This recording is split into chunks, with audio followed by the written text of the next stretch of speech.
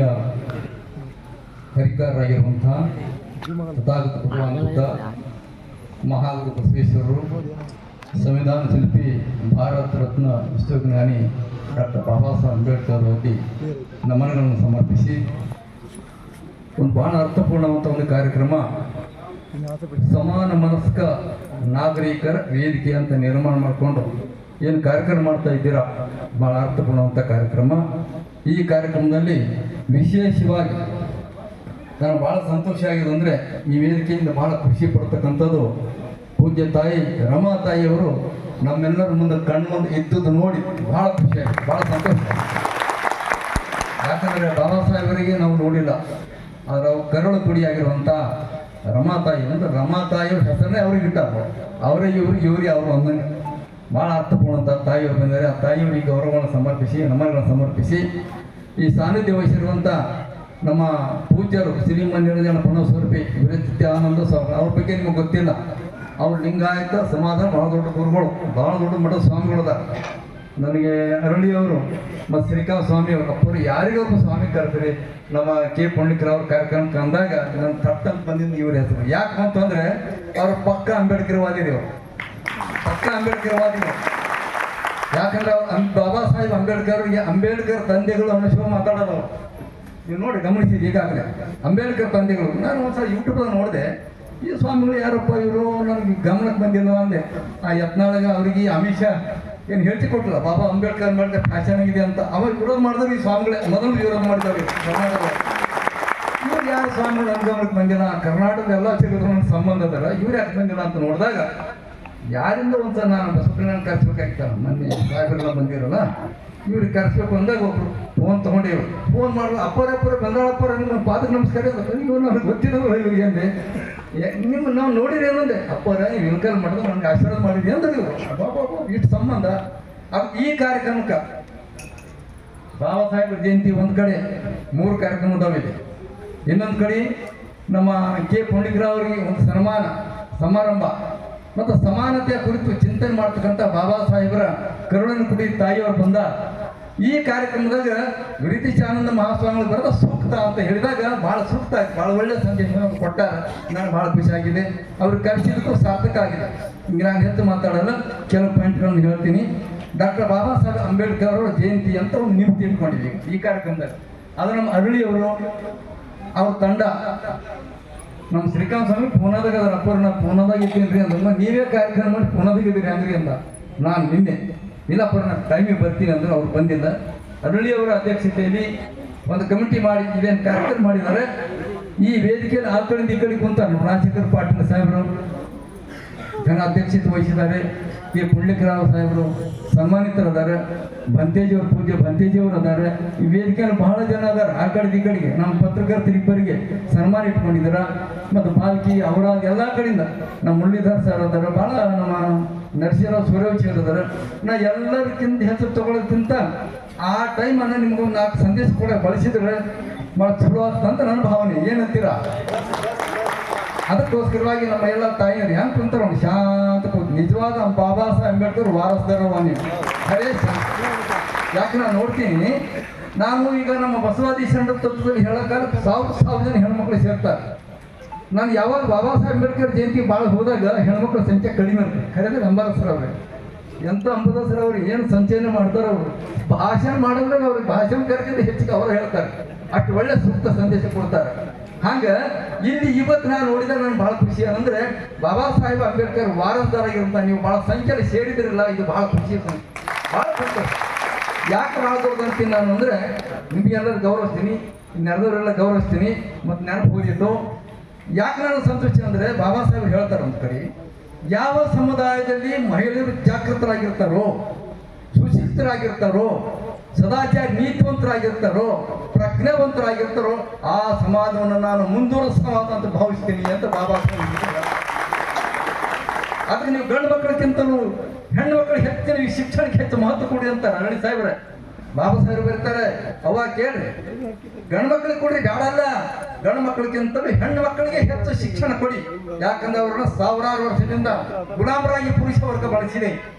ಅದ್ರ ಅಸ್ಪೃಶ್ಯ ಸಮಾಜದ ಹೆಣ್ಮಕ್ಳು ಅಂದ್ರೆ ಅವ್ರ ಕತೆ ಭಾಳ ದೊಡ್ಡ ದುರಂತ. ನಾನೆಲ್ಲ ಹೇಳ್ಕೊಟ್ಕೊಡಕ್ಕಾಗಲ್ಲವ. ಯಾಕೆ ಭಾಳ ದುರಂತದ ಇಲ್ಲಿ ನಿಮ್ಮೆಲ್ಲ ಮ್ಯಾಲ ಬಂದಿರಿ. ಈ ರೀತಿ ಒಳ್ಳೆ ಸೀರೆ ಉಟ್ಕೊಂಡು ಒಳ್ಳೆ ರೀತಿ ಆನಂದದಿಂದ ನೀವೆಲ್ಲ ಭಾಳ ಶಾಂತಿಯಿಂದ ಕೂತಿರಲ್ಲ. ಬಾಬಾ ಸಾಹೇಬ್ ಕೊಡುಗೆರಿ ಇದು ಪುಣ್ಯ ಕೊಡುಗೆ. ಹೇಗಿರ್ತಾರ ಸಣ್ಣ ಘಟನೆ ಹೇಳ್ತೀನಿ ನಾವು ನಿಮಗೆ, ನಮ್ಮ ಕರ್ನಾಟಕದ ಹೇಳ್ತೀನಿ.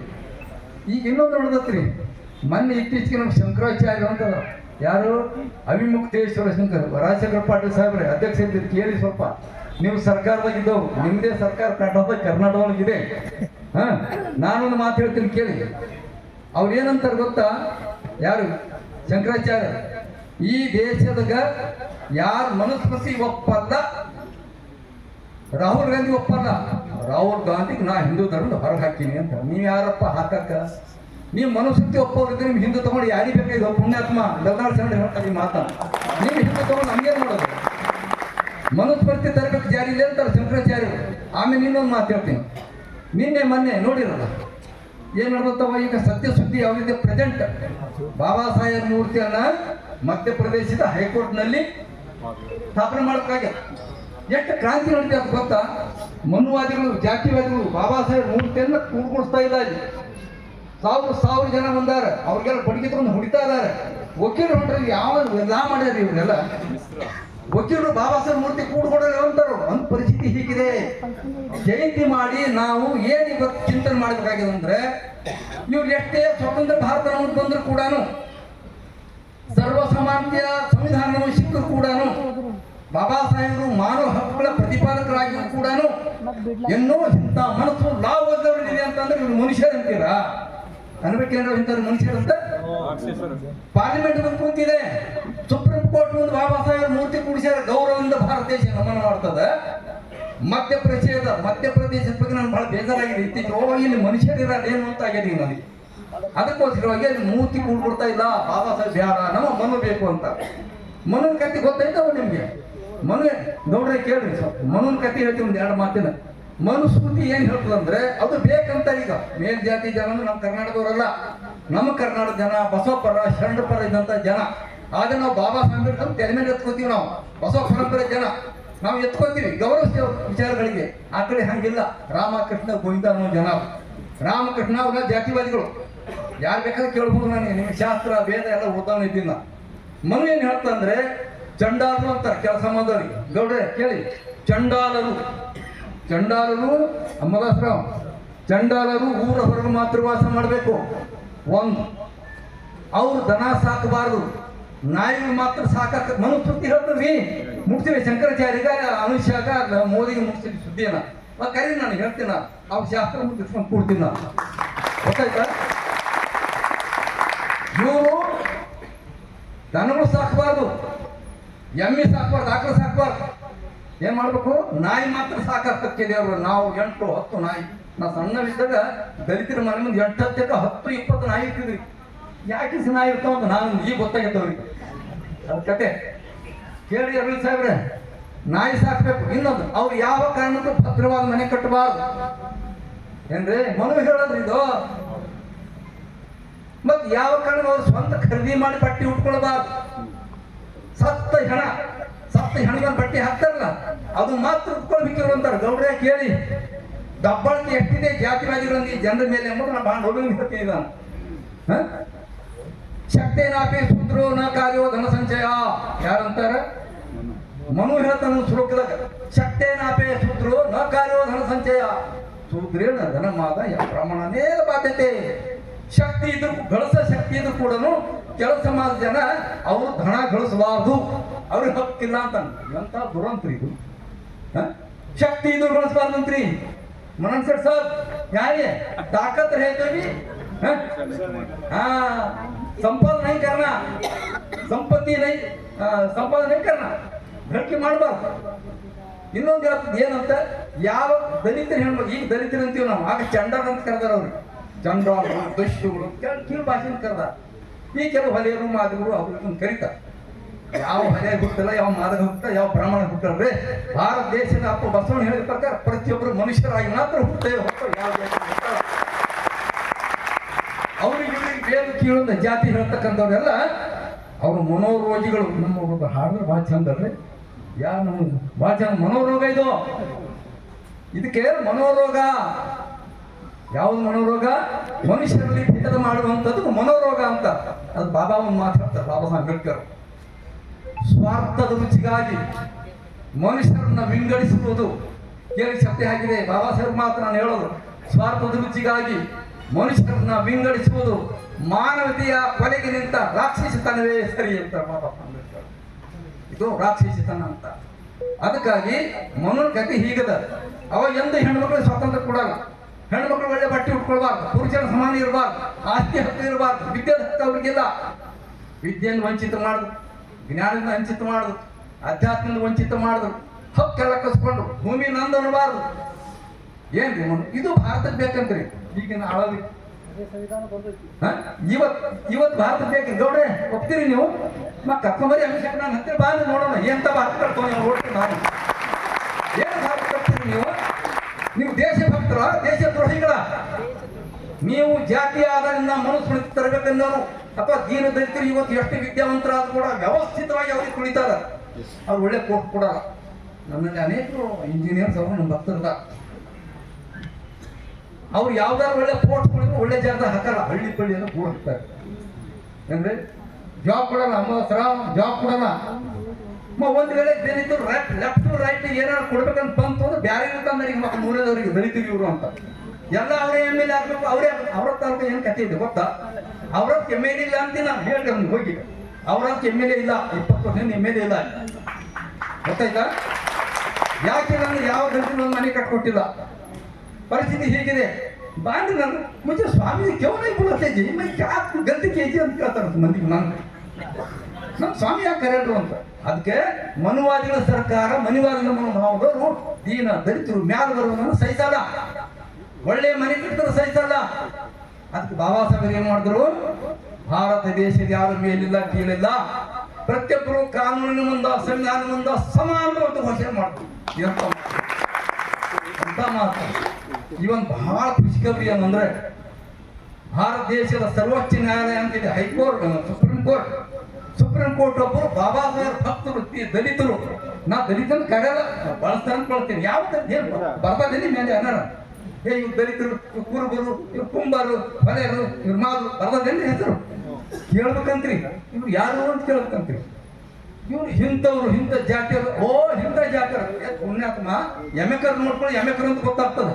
ಎಮೆಕರಿ ಜಾತಿ, ಆಕಳ ಕರು ನೋಡಿದ್ರೆ ಆಕಳ ಕರಿ ಜಾತಿ ಅಂತ ಗೊತ್ತಾಗ್ತದೆ. ಕುರಿ ಆಡು ನೋಡಿದ್ರೆ ಕುರಿಯದೇ ಆಕಳದಂತ ಗೊತ್ತಾಗ್ತದೆ. ಯಾಕ್ರಿ? ನಿಮ್ಗೆ ಜಾತಿ ಇತ್ತು ಅಂದ್ರೆ ಆಯಾ ಪ್ರಾಣಿ ಜಾತಿ ಅದಾವ ಗೊತ್ತಾಗ್ತದಪ್ಪ. ನೀವು ಹೊಲೆರು, ಮಾದ್ರು, ಕುರುಬರು, ಕುಂಬರು, ಕಬ್ಬಿಗೆ ಹೆಂಗ್ ಗೊತ್ತಿಡ್ತೀರಿ? ನೀವು ಹೆಂಗ್ ಗೊತ್ತಿಡ್ತೀರಿ ಅಂತ ಬಸವಣ್ಣ ಕೇಳ್ತಾರ. ಕುಲಜನಿ ಮುದುಕ ಹೌದು ದೃಷ್ಟ ಏನು ಸಾಧ್ಯ ಇದೆ ಹೇಳ್ರು ಅಂತಾರ ಬಸವಣ್ಣ.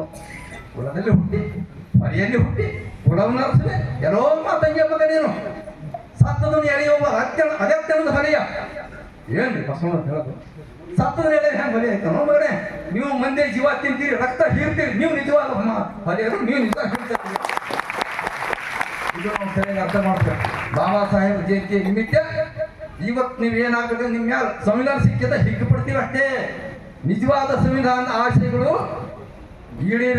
ಈಡೇರ್ತಾನೂ ಇಲ್ಲ. ಅದು ವ್ಯವಸ್ಥಿತ ವ್ಯವಸ್ಥೆ ಇದೆ.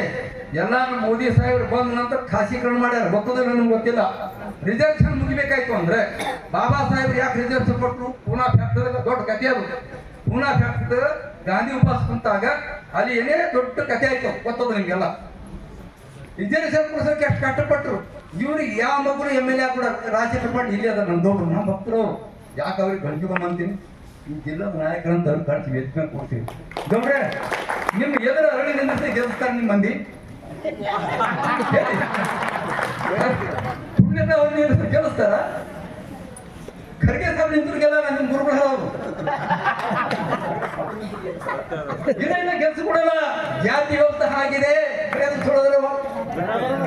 ಅದಕ್ಕೆ ಬಾಬಾ ಸಾಹೇಬ್ ಮಜಬೂತ್ ಊಟ ಬಡ್ತದೆ, ರಿಸರ್ವೇಷನ್ ಕೊಡ್ಲೇಬೇಕು ಅಂತ ಹಾಕಿದ್ರು. ಇವ್ರು ಬರ್ಕೊಳ್ಳೋದು ಈ ಜನರಿಗೆ ಇಂಥ ಕಥೆ ಇರೋದು. ಅದಕ್ಕೆ ರಿಸರ್ವೇಷನ್ ಖತಮ್ ಮಾಡ್ಕೊಪ್ಪ ಅಂತಂದ್ರಿ. ಮೊನ್ನೆ ನೋಡ್ದೆ ಯೂಟ್ಯೂಬ್ದಾಗ. ರಿಸರ್ವೇಷನ್ ಚಂದ್ರ ಸಾರ್ ಹೋಗೈತಿ ಖತಮ್ ಕರ್ನ. ಎಲ್ಲೋ ಪುಣ್ಯಪ್ಪ ನಿನ್ನ ಸರಿ ಭೂಮಿ ಬಂದದ, ಅವ್ರ ಭೂಮಿ ವಿಕಿದೆಯಾ? ಅವ್ರ ಸಿನಿಮಾ ಥಿಯೇಟರ್ಗಳು ಅಡ್ತಿ ವ್ಯಾಪಾರ ಬೆಳ್ಳಿ ಮಂಗ ಬಂದು ಮತ್ತೆ ಅದಾವೇನ್ರಿ? ಅವ್ರಂಗ ಪ್ರಧಾನಮಂತ್ರಿ ಆಗಿದ್ರ, ಮುಖ್ಯಮಂತ್ರಿ ಆಗಿದ್ರ. ಒಬ್ಬ ಕುರಿ ಕಾಯುವಂತ ಪೂರ್ವ ಮುಖ್ಯಮಂತ್ರಿ ಆದ್ರೆ ಎಷ್ಟು ಇವರೆಲ್ಲ ಒಬ್ಬನೇ ಬಹದ್ದೂರ್ ಭಾರತ ದೇಶದ ಪೂರ್ವ ಸಿದ್ದರಾಮಯ್ಯ. ಯಾಕಂತ ಹೇಳ್ತೀನಿ, ಇವ್ರ ಸರ್ಕಾರಗಳ 3-4 ಜನ ಮಿನಿಸ್ಟರ್ ಕೊಟ್ಟಾರ ಬಗೆದವ್ರಿ. ಯಾರ ಕೊಟ್ರೇನ್ರಿ? ಹಿಂದಿನ ಸರ್ಕಾರದ ಒಬ್ಬನಿ ಮಾಡಿದ್ರು, ಎಮ್ಎಲ್ಎ ಮಾಡಿದ್ರಿ ಗೌಡ್ರೆ ಮಾಡ್ಯಾರೇನು? ಕೇಳ್ರಿ, ಮಾಡ್ಯಾರೇನು? ಯಾಕೆ ಮಾಡಿಲ್ಲ ಅಂತ ನಾನು ಕೇಳ್ತೀನಿ. ಅದಕ್ಕೋಸ್ಕರವಾಗಿ ಬಾಬಾ ಸಾಹೇಬದ ಕೊಡುಗೆಯನ್ನ ವ್ಯವಸ್ಥೆಗೆ ನಾಶ ಮಾಡ್ಬೇಕಂತಾರ.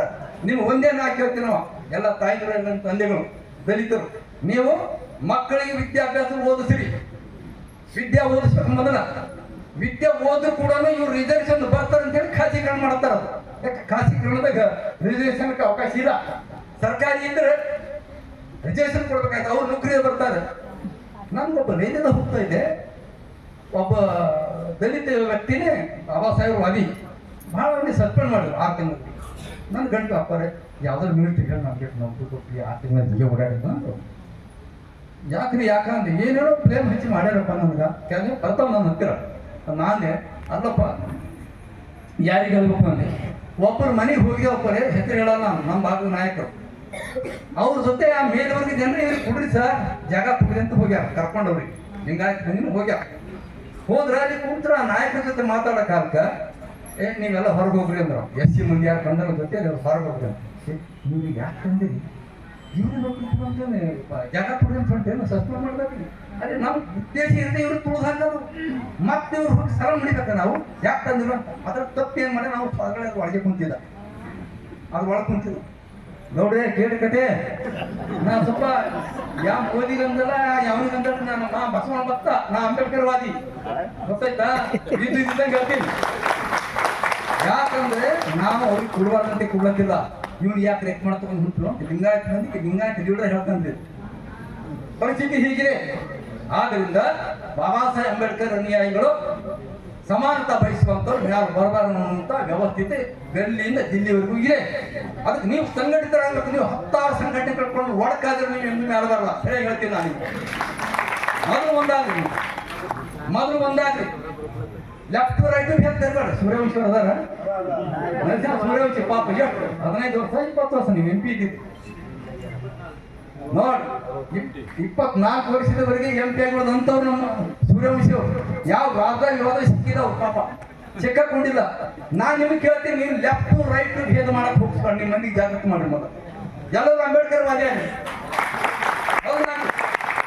ಊರು ಎಷ್ಟೋ ಕೇರಿ ಎಷ್ಟು ಆಗ್ತದೆ ಎರಡು ಕೂಡಿ ಅಂದ್ರೆ ಅವಾಗ ನೀವು ಪವರ್ದ ಬರ್ತೀವಿ. ನೀವು ಅವ್ರ ಕಾಲ ನೀವು ಇವ್ರು ಹೇಳಿದ್ರು ಇವ್ರ ಕಾಲ ಅವ್ರು ಹೇಳಿದ್ರು ಎಂದು ಆಗಲ್ಲ.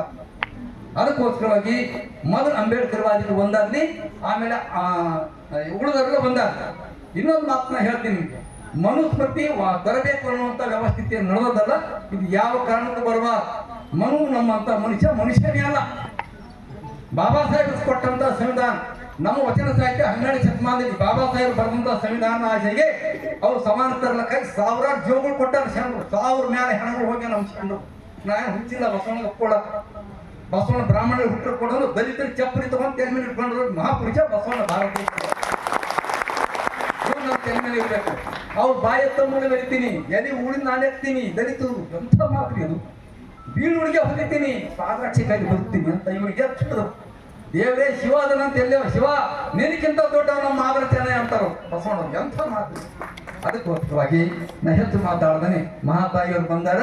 ಒಂದೇ ಮಾತು, ಬಾಬಾ ಸಾಹೇಬ್ ಜಯಂತಿಯ ನಿಮಿತ್ತ ಏನು ಇಲ್ಲಿ ಎಲ್ಲರೂ ಒಂದು ಸಂದೇಶ ಹೇಳ್ಬೇಕು. ಬಾಬಾ ಸಾಹೇಬರು ಯಾವುದೇ ಒಂದು ಜಾತಿ ಪಕ್ಷಕ್ಕಲ್ಲ, ಅವ್ರು ಎಲ್ಲಾ ಸಮುದಾಯದವರು ಮ್ಯಾಲ ಬರಬೇಕು. ಭಾರತ ದೇಶ ಭದ್ರ ಆಗಬೇಕು ಅನ್ನೋದು ಉದ್ದೇಶ. ಕೆಲವರು ತಿಳ್ಕೊತಾರೆ ಬಾಬಾ ಸಾಹೇಬ್ ಕೇವಲ ದಲಿತರಿಗೆ ಸೀಮಿತ ಹಾಗಿಲ್ಲ. ಬಾಬಾ ಸಾಹೇಬ್ ಪರಿನಿರ್ಮಾಣ ಆದಾಗ ಟೈಮ್ಸ್ ಆಫ್ ಇಂಡಿಯಾ ಅಂತ ತಿಳ್ಕೊಂಡು ಒಂದು ಪತ್ರಿಕೆ ಅಮೆರಿಕದಲ್ಲಿ ನೋಡ್ತದೆ. ಆ ಅಮೆರಿಕ ಪತ್ರಿಕೆ ಗೌಡ್ರೆ ಕೇಳಿ, ಅಮೆರಿಕ ಟೈಮ್ಸ್ ಆಫ್ ಇಂಡಿಯಾ ಪತ್ರಿಕೆ ಬರೀತದೆ ಬಾಬಾ ಸಾಹೇಬ್ ಕೇವಲ ಅಸ್ಪೃಶ್ಯ ಜನಾಂಗದವರು ತಾರಕ್ಕೆ ಬಿಡುದಾರ ಅಂತ ಹೇಳಿ ತಪ್ಪು ಕಲ್ಪನೆ ಭಾರತ ದೇಶದೊಳಗ. ಅದಕ್ಕಿಂತ ಇಡೀ ಭಾರತ ದೇಶದ ನ್ಯಾಯಾಂಗ ವ್ಯವಸ್ಥೆ ಭದ್ರ ಆಗಿರಬೇಕಂದ್ರೆ ಅವ್ರ ದೃಷ್ಟಿ ಇತ್ತು ಅಂತ ಬರೀತಾರೆ. ಏನಿತ್ತು ಅವ್ರ ದೃಷ್ಟಿ? ಭಾರತ ದೇಶ ಭದ್ರ ಆಗಿರ್ಬೇಕು ಅನ್ನೋದಿರ್ತದೆ. ಅದಕ್ಕೋಸ್ಕರವಾಗಿ ಇದು ಬಾಬಾ ಸಾಹೇಬರ ತತ್ವವನ್ನು ಎಲ್ಲರೂ ಪಾಲನೆ ಮಾಡಬೇಕು. ಇವತ್ತು ವಿಶೇಷವಾಗಿ ನಮ್ಮ ಪುಂಡಿಕರಾವ್ ಅವರಿಗೆ ನೀವು ವಿಶೇಷ ಸನ್ಮಾನ ಮಾಡ್ತಾ ಇದ್ದೀವಿ. ಸೂಕ್ತವಾದ ವ್ಯಕ್ತಿಯು ಬಾಬಾ ಸಾಹೇಬರ ಹೆಸರಿನ ಪ್ರಶಸ್ತಿಯನ್ನು ಅವರಿಗೆ ಕರ್ನಾಟಕ ಸರ್ಕಾರ ಕೊಟ್ಟಿದ್ದು ನಮ್ಮ ಬೀದರ್ ಜಿಲ್ಲೆ ಎಲ್ಲ ಸೋಚಿಟ್ಕೊಂಡು ಹೆಮ್ಮೆ ಅಂತ ನಾನು ಭಾವಿಸ್ತೀನಿ. ಯಾಕಂದ್ರೆ ಕೆ ಪುಂಡಿಕರಾವ್ MLC ಆಗಿದ್ರು, ಶಿಕ್ಷಣ ಸಂಸ್ಥೆಗಳು ತೆರೆದ್ರು. ಯಾಕೆ ಅವ್ರು ಸನ್ಮಾನಿಕಂಡ ಅವ್ರಿಗೆ ಮಾತು ಹೇಳಬೇಕಣ.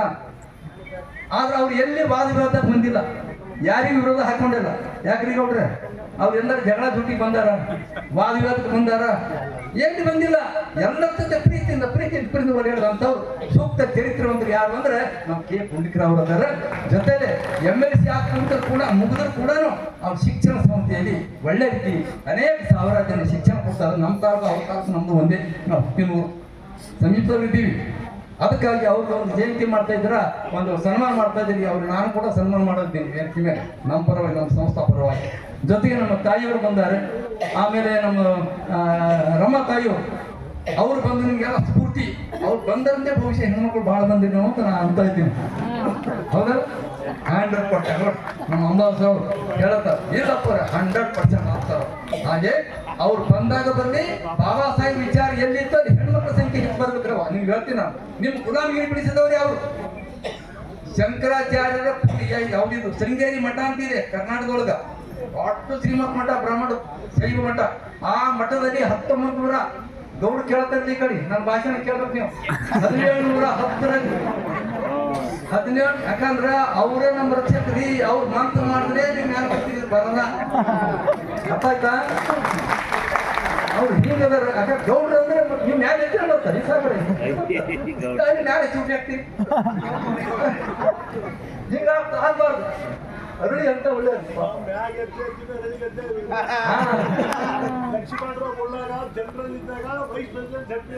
ಮಾಡಿದ್ರಿ ಗೌಡ್ರೆ. ನಿಮ್ಗೆ ಯಾಕೆ ಹೇಳ್ತೀನಿ ನಾನು, ಗೌಡ್ರಿಗೆ ಯಾಕೆ ಗೌಡ್ರ ಬಲ್ಲಿ ಗೌಡ್ರಿಗೆ ಯಾಕೆ ಹೇಳ್ತೀನಿ ನಾನು, ನಿಮ್ಮಲ್ಲಿ ಒಂದು ಸದಾ ಶಕ್ತಿ ಜರ ಮರಿಬೇಡಿ ಹೇಳ್ತೀನಿ. ಜನರಿಗೆ ಎತ್ತರ ಮ್ಯಾಲ ಅಂತೀವಿ. ನಿಮ್ಮ ಸರ್ಕಾರ ಇದೆ. ಅದಕ್ಕೋಸ್ಕರವಾಗಿ ಅರಳಿಯವರು ಕೂಡ ಬಹಳ ಸಾತ್ವಿಕ ವ್ಯಕ್ತಿಗಳು, MLC ಆಗಿರ್ಕೊಂಡು ಬಹಳಷ್ಟು ಒಳ್ಳೆ ಕೆಲಸ ಮಾಡ್ಯಾರ. ಎಲ್ಲ ಸಮುದಾಯದ ಜೊತೆ ಅದಾರೆ ಅವರು, ದಂಪತಿಗಳು ಇಬ್ಬರು ಕೂಡ ಒಳ್ಳೆ ಕಾರ್ಯ ಅವ್ರು ಮಾಡ್ತಕ್ಕಂಥದ್ದು ಅದಾರ. ಇವತ್ತ ಈ ಕಾರ್ಯಕ್ರಮ ಬಹಳ ಚಲೋ ಮಾಡಿದ್ರಿ. ಪ್ರಾರಂಭದಲ್ಲಿ ಒಬ್ಬರು ಹಾಡಿದ್ರಿ, ಯಾರು ಯಾವ ಹೆಸರು ಕರುಣಾಸಾಗರ್, ಬಹಳ ಚಲೋ ಹಾಡಿರಪ್ಪ ನಿಮ್ಮ ಪದ. ಈ ಜಾತಿ ಬಗ್ಗೆ ಹಾಡಿರಲ್ಲ. ಎಮ್ಮಿ ಇವ್ರು ಕಾಯ್ಬೇಕ್ರಿ, ಎಮ್ಮಿ ಕಾಯ್ಬೋದು ಕೆಳ ಜಾತಿ ಅವರು. ತುಪ್ಪವನ್ನು ಹಾಕಿದ್ದಿಲ್ಲ ತಿಳ್ಕೊಂಡ್ರಿ ಗೌಡ್ರೆ. ಎಮ್ಮಿ ಕಾಯ್ಬೋದು, ಆಕಳ ಕಾಯ್ತು ನಿಮ್ಗೆ ಕೊಡ್ಬೋದು, ತುಪ್ಪ ಉಣ್ಬಿಡ್ತೀನಿ ನೀವು. ಮಗನ ತುಪ್ಪ ಉಳಿದೆ 1928ರಲ್ಲಿ ಬಾಬಾ ಸಾಹೇಬ್ ಬರೀತಾರೆ. 1928ರಲ್ಲಿ ಮಧ್ಯಪ್ರದೇಶ ಒಂದು ಊರು, ಚಕ್ವಾರ ಅಂತ ಒಂದು ಊರು, ಅಲ್ಲಿ ಮದುವೆ ಆದಾಗ ತುಪ್ಪ ನೀಡ್ತಾ ಇದ್ರು. ತುಪ್ಪ ಘೀ ಘೀ ಘೀ ಅಂತ ಕೊಡಾಡ್ತಿದ್ರು. ಅದು ಬಾಬಾ ಸಾಹೇಬ್ರಿಗೆ ಆ ಮೇಲ್ಜಾತಿ ಕೇಳಬೇಕು, ತುಪ್ಪ ತಿಂತರು ಅವ್ರು ಯಾವ ಮಕ್ಕಳು ಹಕ್ಕು ಅಂತ ಬಂದು ತುಪ್ಪ ತಿನ್ನೋಕಾಗ ಮೈಯೆಲ್ಲ ಬಿಡ್ದಾರ. ಇದು ವಾಸ್ತವ ನಾನು ಹೇಳೋದು. ಈ ದೇಶದ ಕಥೆ ಹೀಗಿದೆ. ಅದಕ್ಕೆ ನಿಮ್ಗೆ ತುಪ್ಪ ತಿನ್ನಕ್ಕಾಗಲಿ, ಬೀದ ಓಡಾಡಕ್ಕಾಗಲಿ, ಒಳ್ಳೆ ಬಟ್ಟೆ ಉಟ್ಕೊಳ್ಳೋಕ್ಕಾಗಲಿ, ಸರ್ಕಾರಿ ನೌಕರಿ ಮಾಡೋಕ್ಕಾಗಲಿ, ಅಧಿಕಾರಿಗಳಾಗಲಕ್ಕಾಗಲಿ, MLA ಆಗಲಕ್ಕಾಗಲಿ, IAS ಆಗಲಕ್ಕಾಗಲಿ, IPS ಆಗಲಕ್ಕಾಗಲಿ, ನಿಮ್ಮ ಹಕ್ಕು ಕೊಟ್ಟವ್ರು ಯಾರು ಅಂದ್ರೆ ಮಾತಾಡಕ್ಕಾಗಲಿ, ಪ್ರತಿಭಟನೆ ಮಾಡಲಿಕ್ಕಾಗಲಿ, ಸ್ವಂತ ತೆಗೆದ ಮ್ಯಾಲ ಏತಕ್ಕಾಗಿ ಮಹಾ ಒಂದು ಕ್ರಾಂತಿಕಾರಿ ಹೆಜ್ಜೆ ಇಟ್ಟರು ಬಾಬಾ ಸಾಹೇಬ್ ಅಂಬೇಡ್ಕರ್ ಅವರು. ಅದರಿಂದ ಇವತ್ತಿನ ಕಾರ್ಯಕ್ರಮ ತಾವೆಲ್ಲ ಕೂಡಿ ಬಹಳ ಯಶಸ್ವಿಯಾಗಿ ಮಾಡಿದಿರಿ. ಅದಕ್ಕೆ ವಿಶೇಷವಾಗಿ ನಮ್ಮ ರಮಾ ತಾಯಿಯವ್ರಿಗೆ ಬಂದು ಅವ್ರ ಮಾತು ಎಷ್ಟು ಆಡಿದ್ರು ಗೊತ್ತಿಲ್ಲ. ಅವ್ರು ಕೂತಿನಿಂದ ಒಂದು ಕಡೆ ಬಂದಿದೆ ಅವ್ರಿಗೆ, ಈ ವೇದಿಕೆಗೆ ಅವ್ರು ಕೂತಿನಿಂದ ಒಂದು ಕಡೆ ಭಾಳ ದೊಡ್ಡ ಕಡೆ ಆಗಿದೆ. ನಮ್ಮ ರಾಜರತ್ನ ಅಂಬೇಡ್ಕರ್ ಒಂದು ಸಮಯ ಕರೆದಿತ್ತು, ಬಂದಿದ್ದು ಬಸವಕನ್ಯ ನಮ್ಮ ಸಂಸ್ಥೆ ಕರೆದಿದ್ದೀರ.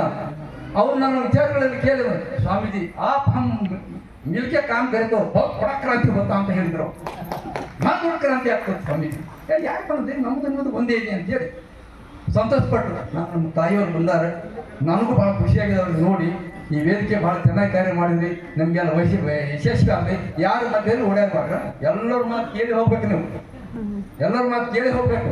ಆದ್ರೆ ನಮ್ಮ ಸಂಚಾಲನೆ ಮಾಡುವಂತ ಅಂಬದಾಸ್ ಗಾಯಕ್ವಾಡ್ ಅವರು ಹೆಂಗ್ ಮಾಡ್ತಾರೆ ಅಂದ್ರೆ ಅಬ್ಬಬ್ಬ ಬಾರಿ ಎಲ್ಲ ಬಾಬಾ ಸಾಹೇಬ್ ವಿಚಾರ ಸಂಚಾಲನೆ ಹೇಳ್ಕೊಡ್ತಾರ.